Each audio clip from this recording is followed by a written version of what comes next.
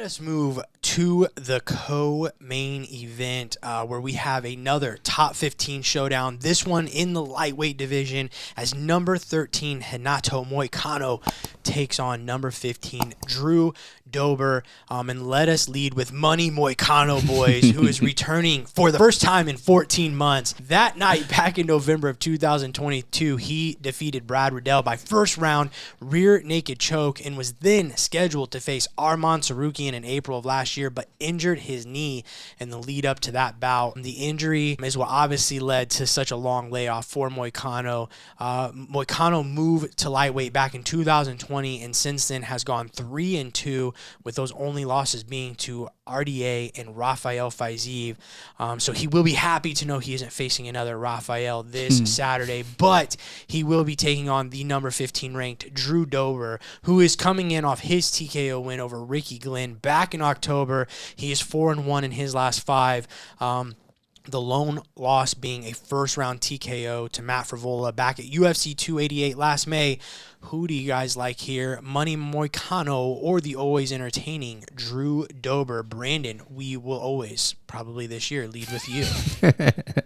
Maybe so. I'm going to take Drew Dober here. So this fight for me, I was really looking at a lot of the intangibles, and what I mean by that is the injury, the time off, and then for both these guys, the chin. So like one of my bigger knocks against Moicano is just his chin. Like he's been hit before he's been cracked. He's been finished in that way. I think that anytime I see a guy who spends a year away due to an injury, I'm questioning what they're going to look like when they come back. And if you come back and your opponent is Drew Dober, that's a tough return after a layoff like that. Obviously, Moicano's got the edge in grappling against Dober. Like, I can't take that. And I tend to favor grapplers, so this is kind of a off pick for me going with Dober. But I just think that Dober obviously can crack. He's got a good chin, and he's got decent grappling. It's not the best, obviously. If Moicano gets a hold of him, he's going to have a rough night. But I do believe in Dober's ability to in potential to finish Moicano in this fight. So I'm actually going to take Drew Dober by second round knockout. Yeah. A Drew Dober fight is always a tough fight to pick for because he is capable of knocking out anybody in this division, including Renato Moicano. But I have to go with Money Moicano in this fight, and I'm going with him because I'm just so impressed with the evolution and progress that he's made in his striking game, and it's something to me that continues to look better every time we see him. And I know I've said this, kind of made this comparison before, and I'm by no means saying that he's on this level yet. I say this every time, so don't freak out on me. But the strides that he's making in the stand-up really reminds me of the same leap we saw Charles Oliveira take at one point in his career. And in similar fashion, we saw that when Oliveira came from featherweight, where he was killing himself like Moicano was to make that 145-pound division, and then improved at lightweight like Moicano has. Again, he isn't there yet, but I think we are seeing a similar evolution in the stand-up for Moicano. His combinations are just so clean. He has really, really strong, snappy jab that he can use and kind of keep and manage the distance against a guy like Dober. I think he's gotten really good at throwing those standing knees down the middle, which again I think could be utilized against a shorter opponent in Dober. And it's also a no-brainer. He's the better man on the mat. You know, don't let this guy get your back. 10 finishes by rear naked choke, and if you're doing the math at home, of his 17 professional victories, 10 have come by submission, meaning every submission finish on his record has come from that back mount position. That, my friends, is what you call elite. And I think he also has some really underrated takedowns as well, especially from the body lock position. So, yeah, I just think he's all around just a tough matchup for Dober. But, again, Dober's power, it's equalizing. If he lands that left hand, it's night-night. Like, I get it. And Dober, as Brandon kind of mentioned, not easy to finish on the feet either.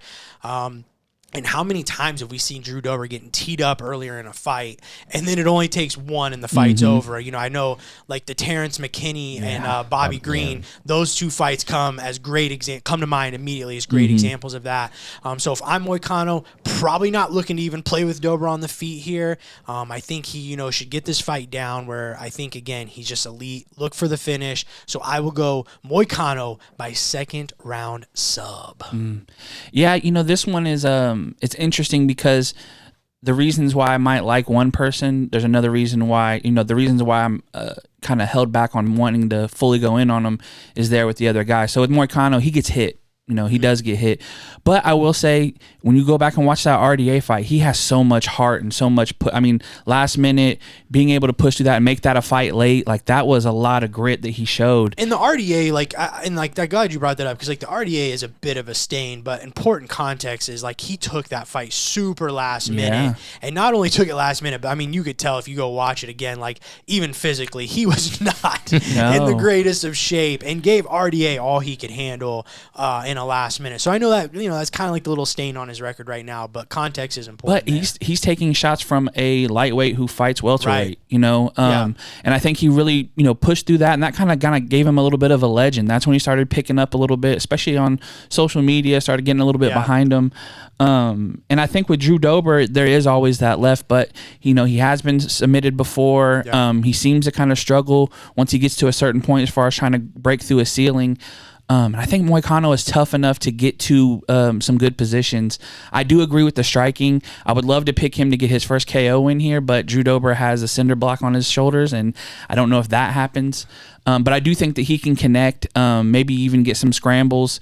If he can get Drew to, you know, we've seen Drew get hit before and then come back. But if Drew drops on his knees or something, like you said, the choke's there, and we know if he gets onto that it's going to go. So I'm going to take Money Moicano as well. I will say third round sub. I think he can wear down a little bit and eventually sink one in.